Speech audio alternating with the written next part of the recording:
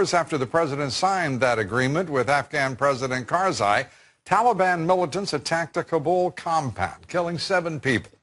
Joining us now, Frank Gaffney, president and founder of the Center for Security Policy, Jonathan Schanzer, vice president of research for the Foundation for Defense of Democracies. Gentlemen, thank you for being here. Frank, your assessment of the president's speech last night. This really was a whistle-stop campaign appearance, I think, Lou, as much as anything. He was saying to our enemies, we're out of here, and to his Democratic base. He was saying to the Afghans, well, no, actually, we'll maintain a relationship with you really no matter what comes next. And given, as you say, what happened immediately after he left and what has been happening, that's almost certainly going to be the return of the Taliban. And he's signaling that, we're basically now locked into losing this war, an important part of the battlefront. After 10 years, we should be certainly used to that. But it's getting more so. Excuse me, Frank. Jonathan, if I may turn to you, the issue of victory was not even brought up by the president.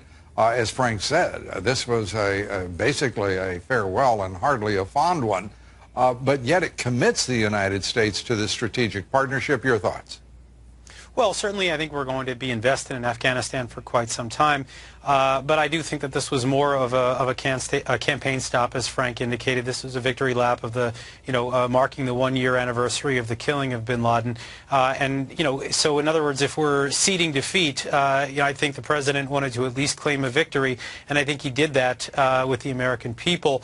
But that said, I think the sort of notion that Al-Qaeda is now reeling as a result of this, I think it needs to be pointed out that the Al-Qaeda network, the affiliate groups, which include the Taliban and groups in Somalia and Yemen and Iraq, they're still very much on the rise. They still very much pose a threat in Afghanistan and throughout the Middle East. And so I think a lot of this is very premature. The war on terror is far from over.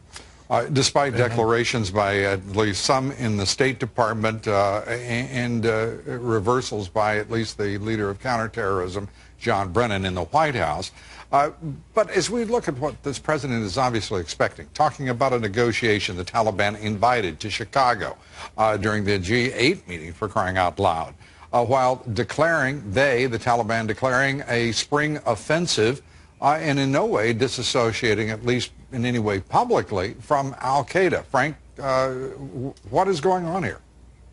Well, Lou, if this were not so serious, it would be hilarious.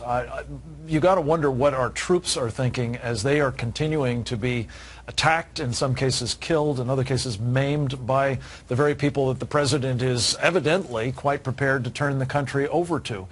But Lou, there's another piece to this, just building on what Jonathan said, far beyond the core Al-Qaeda, which the administration would have us believe is now essentially out of business, and the other franchises of the group that are still very much going concerns. We have this other problem that too few people are talking about or really even understand, and that's the Muslim Brotherhood.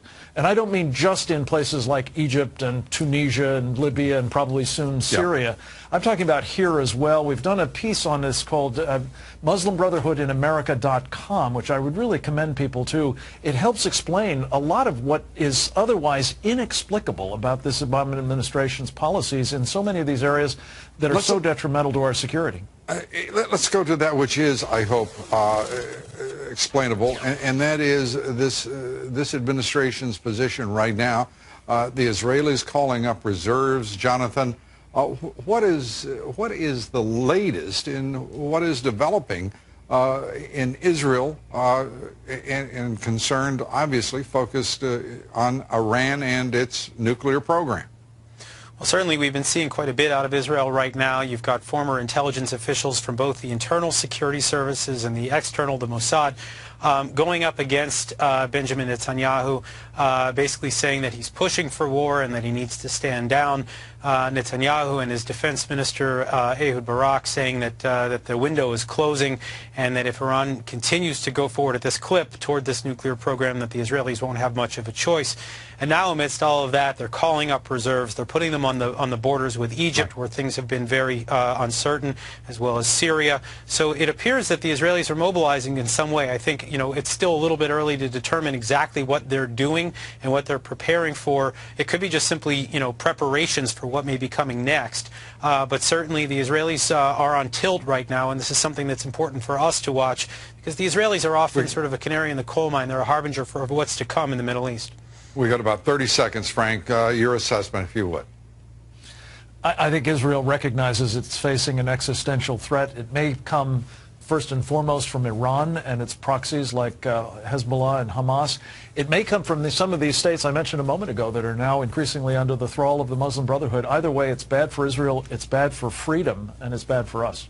And Benjamin Netanyahu, what is his course, his future, very quickly? I think he is at the point now where he is going to have to strike Iran. I don't think he's anxious to do it, but I think he really has no choice. All right. Jonathan, thank you very much for being with us. Frank, thank you very much. We appreciate it. My pleasure, Lou. Up next.